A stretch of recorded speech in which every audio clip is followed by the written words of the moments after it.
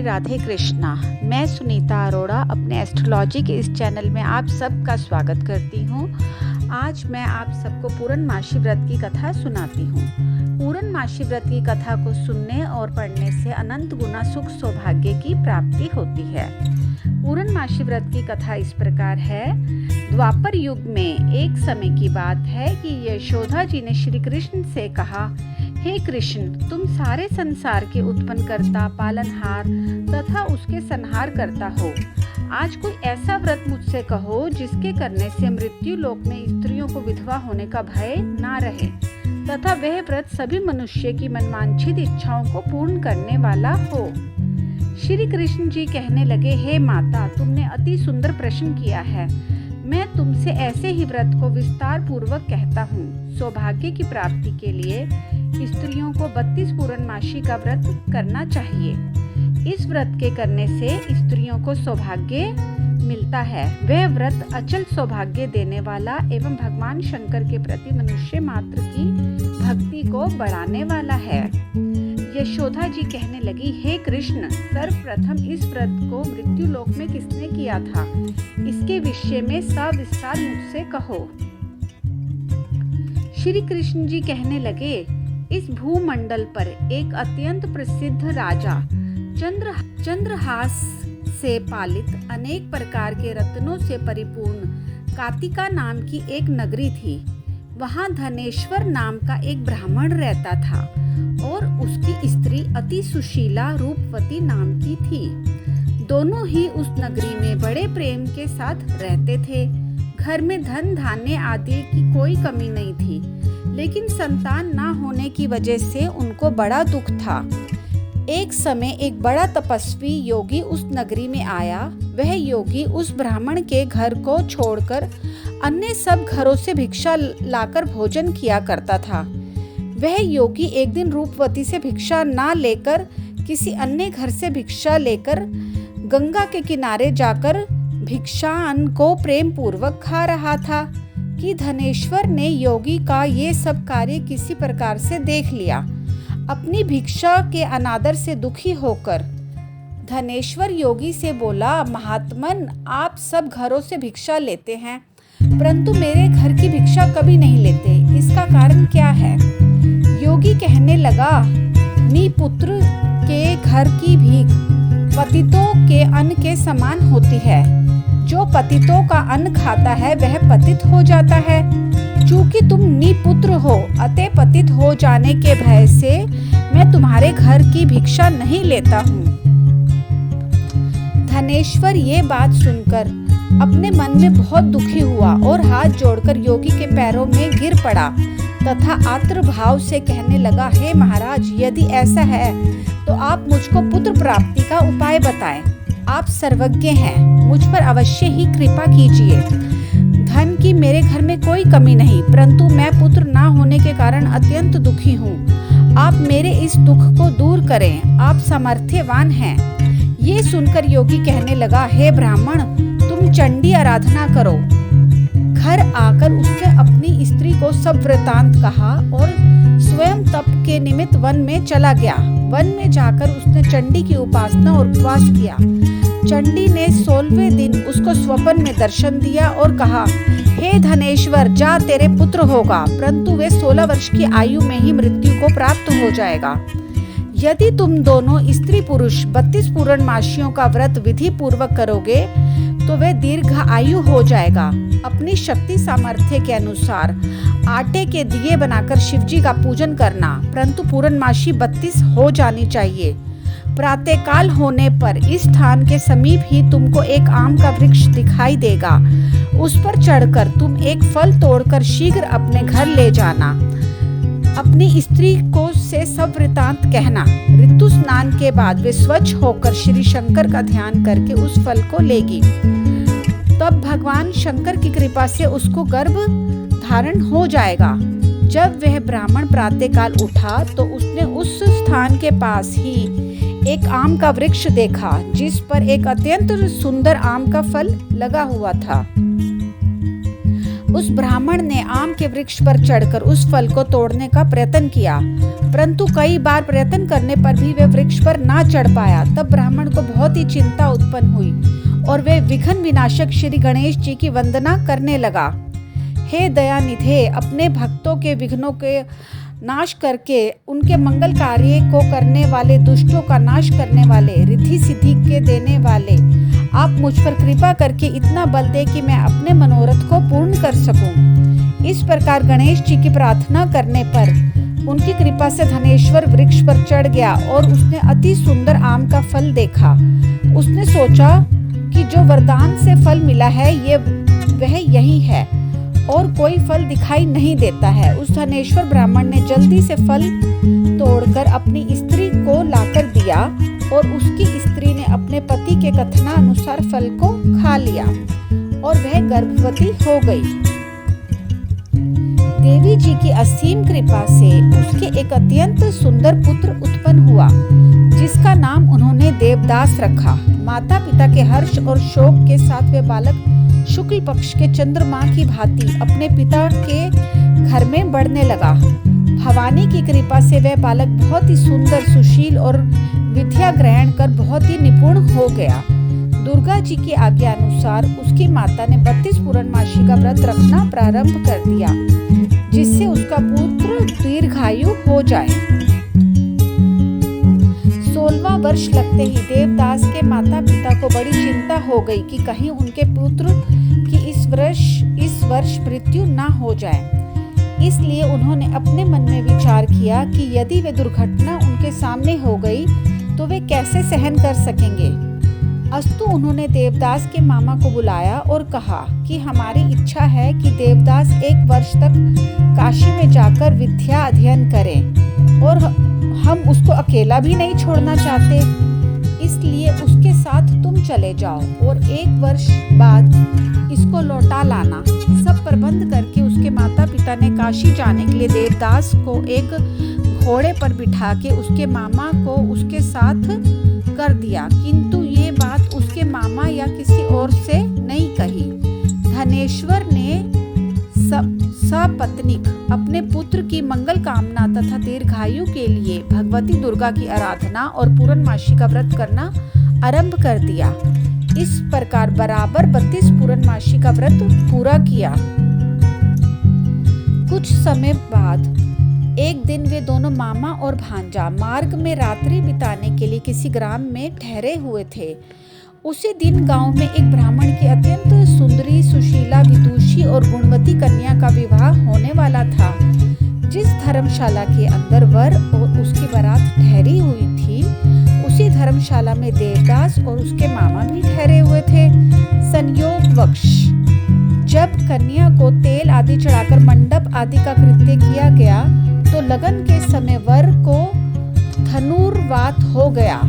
अस्तु वर के पिता ने अपने कुटुंबियों से परामर्श करके निश्चय किया कि वे देवदास मेरे पुत्र जैसा ही सुंदर है, मैं इसके साथ ही लगन करवा दूं और बाद में विवाह के अन्य कार्य मेरे लड़के के साथ हो जाएंगे। ऐसा सोचकर देवदास के मामा ने जाकर बोला, तुम थोड़ी देर के लिए अपने भांजे को हमें दे दो, जिससे विवाह के लगन के सब कार्य सुचारू रूप से हो सके। तब उसका मामा कहने लगा, जो कुछ भी मधुपूर्वक आदि कन्यादान के समय वर को मिले वे सब हमें दे दिया जाए तो मेरा भांजा इस बारात का दूल्हा बन जाएगा। ये बात वर के पिता को स्वीकार कर लेने पर उसने अपना भांजा वर बनाने के लिए भेज दिया और उसके साथ विवाह कार्य सब रात्रि में विधि पूर्वक संपन्न हो गया।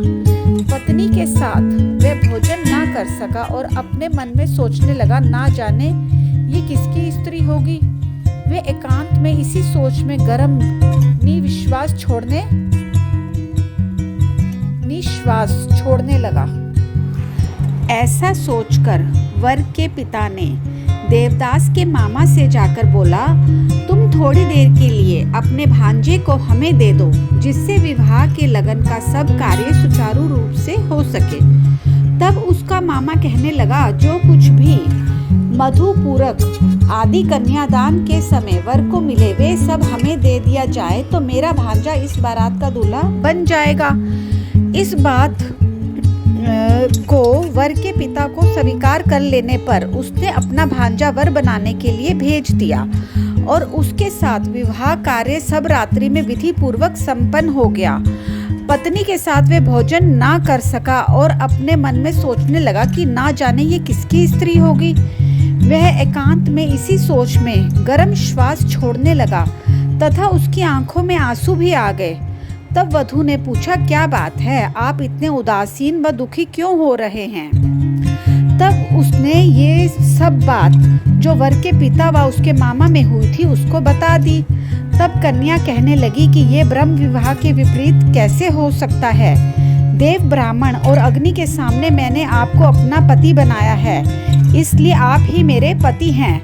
मैं आपकी ही पत्नी रहूंगी, किसी अन्य की कदापि नहीं। तब देवदास ने कहा, ऐसा मत करिए, क्योंकि मेरी आयु बहुत थोड़ी है। मेरे बाद आपका क्या गति होगी? पहले इन बातों को अच्छी तरह विचार लो। परंतु वे दृढ़ विचार वाली थी। बोली, जो आपकी गति होगी वह मेरी गति होगी। हे स्वामी, आप उठिए और भोजन कीजिए, आप निश्चय ही भूखे होंगे। इसके बाद देवदास और उसकी पत्नी ने भोजन किया तथा शेष रात्रि भर वे सोते रहे। प्रातःकाल 4 बजे देवदास ने अपनी पत्नी को 3 नगों से जड़ी हुई एक अंगूठी व एक रुमाल दिया और बोला, हे प्रिय, इसे लो और प्रेम निशानी समझकर शांत चित्त हो जाओ। मेरा मरण और जीवन जानने के लिए एक पुष्प वाटिका बना लो।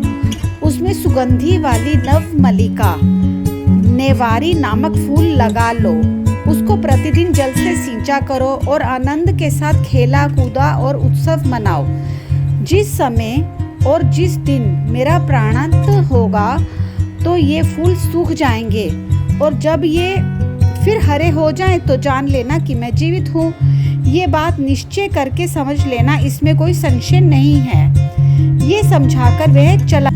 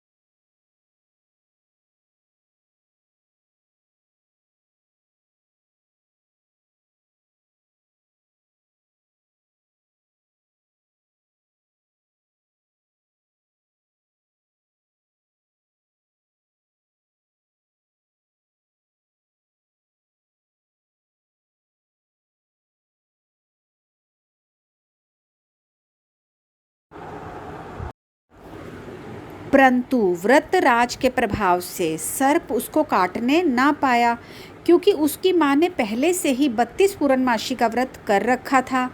उसके बाद मध्य आहन के समय स्वयं काल वहाँ पर आया और उसके शरीर से उसके प्राणों को निकालने का प्रयत्न करने लगा, जिससे वे मूर्छित होकर पृथ्वी पर गिर पड़ा। भगवान की कृपा से उसी समय पार्वती जी के साथ श्री शंकर वहाँ पर आ गए। उसकी मूर्छित दशा देखकर श्री पार्वती ने भगवान शिवजी से प्रार्थना की, महाराज, इस बालक की माता ने पहले 32 पूर्णमासी का व्रत किया था, जिसके प्रभाव से हे भगवान आप इसको प्राण दान दे। भवानी के कहने पर भक्त वत्सल्य भगवान श्री शिवजी ने उसको प्राण दान दे दिया। इस व्रत के प्रभाव से ही काल मृत्यु को छोड़ देना पड़ा। वे स्वस्थ होकर उठ बैठा। उधर उसकी स्त्री उसके काल की प्रतीक्षा किया करती थी। जब उस पुष्प वाटिका में पत्र पुष्प कुछ भी नहीं रहे तो उसको अत्यंत आश्चर्य हुआ, और जब वह फिर वैसे ही हरी भरी हो गई तो वो जान गई कि वे जीवित हो गए हैं।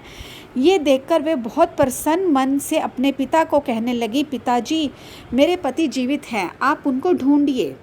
16वां वर्ष व्यतीत हो गया। तब देवदास भी अपने मामा के साथ काशी से चल दिया। इधर उसके ससुर उसको ढूंढने के लिए अपने घर से चलने ही वाले थे कि वे दोनों मामा भांजा वहाँ पर आ गए।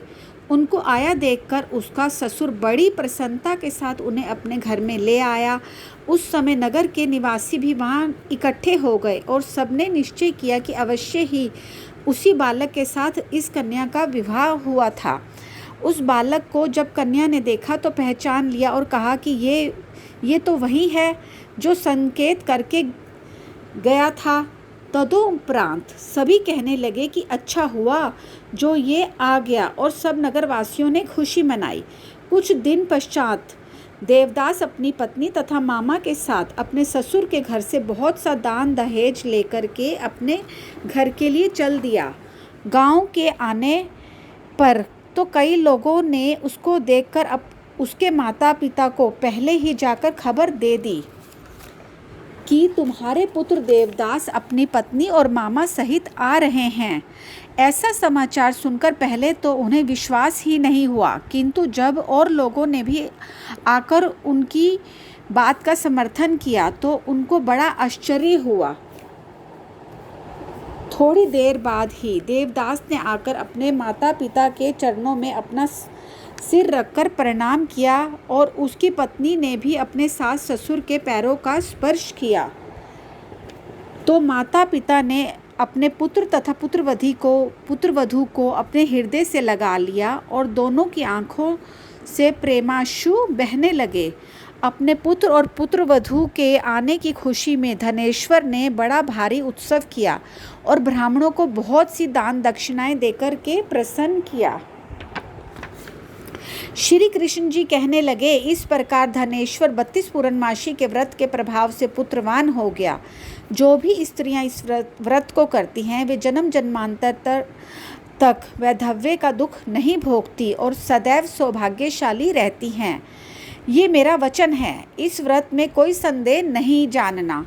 ये व्रत पुत्र पोत्रों को देने वाला तथा संपूर्ण मनोकामनाओं को पूर्ण करने वाला है। 32 पूर्णमासी के व्रत करने से व्रती व्यक्ति की सब इच्छाएं भगवान शिव जी की कृपा से पूर्ण हो जाती हैं। राधा कृष्ण की जय, शिव शक्ति की जय। इस कथा को सुनने वाले सभी भक्तों को अगर ये कथा अच्छी लगी है तो कमेंट बॉक्स में जय शिव शंभू लिखना ना भूलें, और मेरे इस चैनल को सब्सक्राइब करें और पुण्य की प्राप्ति करें। धन्यवाद।